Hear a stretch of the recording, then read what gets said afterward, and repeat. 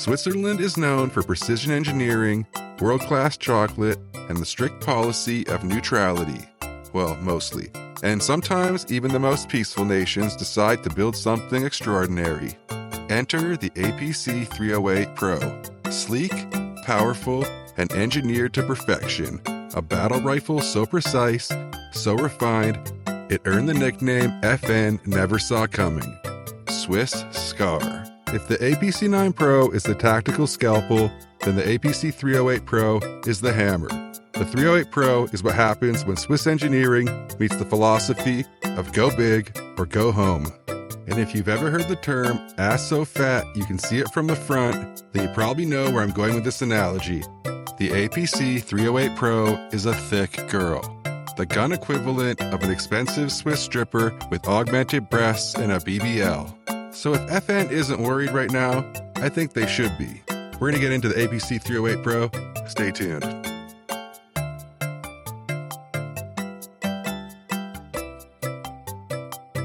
Okay, we're just going to kick it off right now with some of the specs. The APC308 PRO is a locking, rotating bolt, gas piston operated rifle, has a monolithic upper receiver, it weighs 8 pounds, it's chambered in 7.62 by 51 millimeter, otherwise known as 308 Winchester, and this one has a 12.9-inch cold hammer forged barrel with a 112 twist rate. It has non-reciprocating dual side folding charge handles and uses a hydraulic buffer system to mitigate recoil.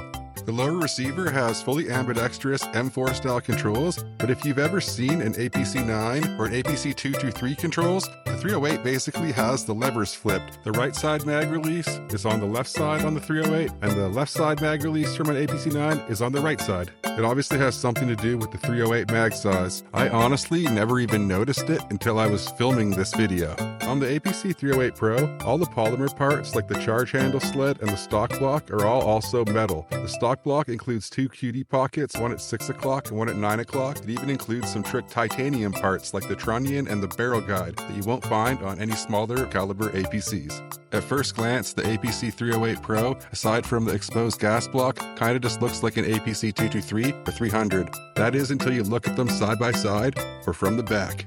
The receiver pokes out quite a bit farther than on the 223 version, noticeable when you're actuating the bolt release paddles. And the size of the bolt is also scaled up to accommodate for the larger caliber, and with that extra size does come extra weight, but in this case it's actually pretty negligible. It's not until you actually pick up the APC308 PRO that you feel the difference. It's hard to explain. It's not that the APC308 PRO is too heavy by any means, it's just that it does feel chunkier and larger when you're holding it. I have the telescoping stock on the APC223 and the NBT stock on the 308, and the 308 has the irons, and then the 223 has like a small 4-ounce optic. They feel like they're the same size, so there's like minimal amount of difference in weight between these two guns, and they're almost the same barrel length as well. The easy way to spot an APC308 compared to an APC223 is going to be the monolithic upper receiver.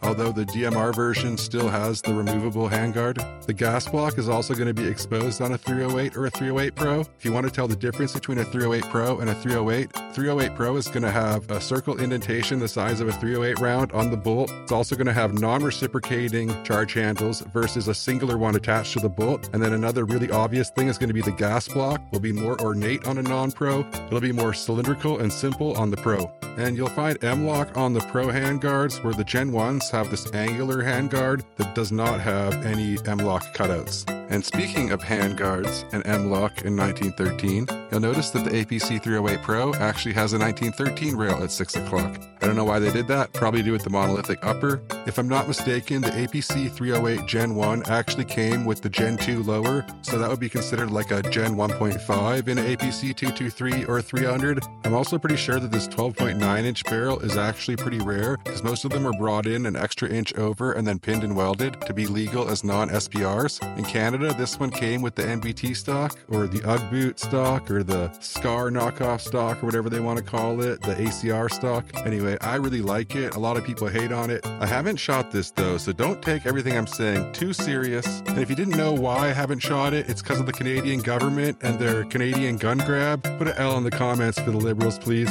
Now let's talk about takedown for a second. The APC rifles take down a little bit different than the APC 9mm and 45 caliber guns. There's actually a sled with the charge handles in the front on the PCCs. The rifle has a gas piston system in that area. The piston can be removed by depressing the little detent on the gas regulator, turning the regulator to the left until the whole assembly comes out. The rest of the takedown is basically shared with the APC9 family. You basically pop the two takedown pins out of the lower to remove it, then you slide the stock down to disengage the nub from the receiver and it'll pop out. Then you pull the recoil spring out and then the bolt will slide out of the back of the receiver. To remove the charge handles, line them up with the circle on the groove and then pull them out, and then the sled will slide out the back of the receiver. The bolt consists of two pieces. It's a bolt carrier and an AR style bolt with the locking lugs held in by a retaining pin. To get the bolt back into the carrier, you just have to put some pressure down on this little tab here that's spring loaded and the bolt will go back into the carrier. Once the bolt's in the carrier, align the two circles up and then get the retaining pin and make sure that the slot on the retaining pin matches up with that little rod and then push it in. Once it's in, you want to lock it in place by sliding it to the left. To get the gas piston back into the receiver, you have to make sure all the three pieces are put together so that it'll index properly into the port in the inside of the receiver. The gas regulator on the APC308 PRO has three settings that can be easily accessed by turning the dial on the regulator. The first setting is unsuppressed adverse conditions or weak ammo. The second setting is unsuppressed or near zero back pressure suppressors.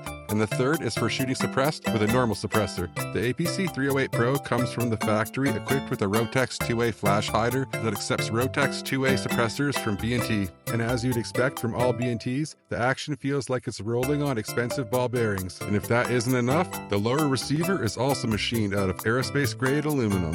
Okay, so I'll be honest, this is literally the B&T I know the least about. I've had it the least amount of time, and I've never shot it, so I don't really feel comfortable really reviewing it. I have seen people shoot it against the SCAR, and they really did like it. I'll admit that this gun has grown on me as someone who loves subguns. This thing is just badass. It's so big, it's so powerful, it's just capable of fucking shit up. Excuse my French. In conclusion, who is the APC 308 PRO made for? Well, that is the person that is go big, go home, balls to the walls. You need the biggest, baddest semi-automatic made by a Swiss company like B&T, then that is the gun for you.